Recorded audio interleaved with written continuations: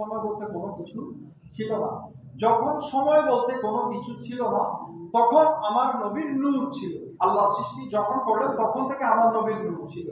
তৃতীয় স্টেপের মধ্যে বাদ বাকি সৃষ্টিগুলো আসলো। তো আল্লাহ পাক রব্বুল ইজ্জত ওই সময় ওই নূরানিয়তের মুস্তাফাকে দেখেছেন। আমার নবীর নূর, আমার নবীকে যেভাবে বানিয়েছেন, আমার নবী আমার আল্লাহর জিয়ারত করেছেন। যখন দুনিয়ার জমিনের মধ্যে 63 বছরের এই হায়াত জিন্দেগিতে যখন রাসূলুল্লাহ সাল্লাল্লাহু আলাইহি ওয়াসাল্লাম আসলেন, এই সময়ের মধ্যেও আল্লাহ পাক রব্বুল ইজ্জত সমস্ত সৃষ্টিকে শুধুমাত্র মকামে মুস্তাফাটা কি সেটার ব্যাপারে কিঞ্চিত পুরানা মকামে মুস্তাফা কি সেটা আমরা সম্পূর্ণ ধারণা করতে পারি না। এটা আমাদের মেধার মধ্যে এটা আসবে না। মকামে মুস্তাফাটা কত বড় মকাম সেটা বোঝার জন্য কিঞ্চিত একটা ধারণা আমরা পাচ্ছি। সেই ধারণাটাই হচ্ছে মেরাজুন নবী। সেই ধারণাটা মেরাজুন নবী। আমরা দুনিয়াতেও আল্লাহর সন্তুষ্টি চাই, আখিরাতেও আল্লাহর সন্তুষ্টি চাই। আল্লাহ পাক রব্বুল ইজ্জত শুধুমাত্র আমার নবীর ব্যাপারে, শুধুমাত্র নবীর ব্যাপারে বলছেন। আল্লাহ দুনিয়াতে থাকতেও নবীর সন্তুষ্টি চেয়েছেন। বদরের যুদ্ধের মধ্যে আমার নবী চিন্তিত ছিলেন, ফেরেশতা পাঠিয়ে দিলেন। সম্পূর্ণ ইসলামিক হিস্ট্রির মধ্যে এই ফেরেশতারা কখনো যুদ্ধ করেছে কোনো প্রমাণ নাই। ফেরেশতাদের কাজ যুদ্ধ করা না। আমার নবী চিন্তিত ছিলেন, সেজন্য ফেরেশতাদেরকে নামিয়ে দিলেন। ফেরেশতারা কিভাবে যুদ্ধ করবে, কোথায় শরীরের জয়েন্টে জয়েন্টে আঘাত করবে, সেটা পর্যন্ত আল্লাহ পাক রব্বুল ইজ্জত শিখিয়ে দিচ্ছেন।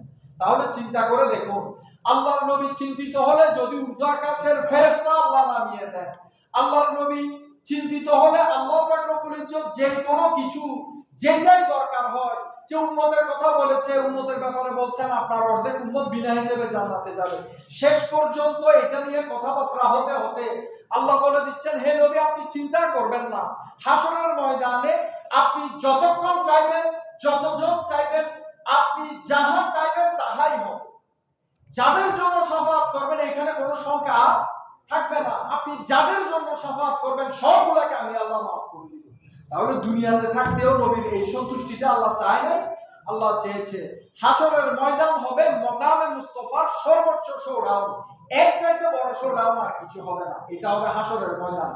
এই জন্য বলছি, দুনিয়ার জমিনের মধ্যে আল্লাহ মকামে মুস্তাফা নিয়ে কিঞ্চিত একটা আমরা ধারণা করার জন্য আমাদের ক্ষুদ্র জ্ঞানে আমরা যেন সামান্য কিছু হলেও আমরা বুঝতে পারি, সেজন্য আল্লাহ এটা কোরআন শরীফে বর্ণনা করেছেন যে নবীকে আল্লাহ কোথা থেকে কোথায় নিয়ে গিয়েছেন।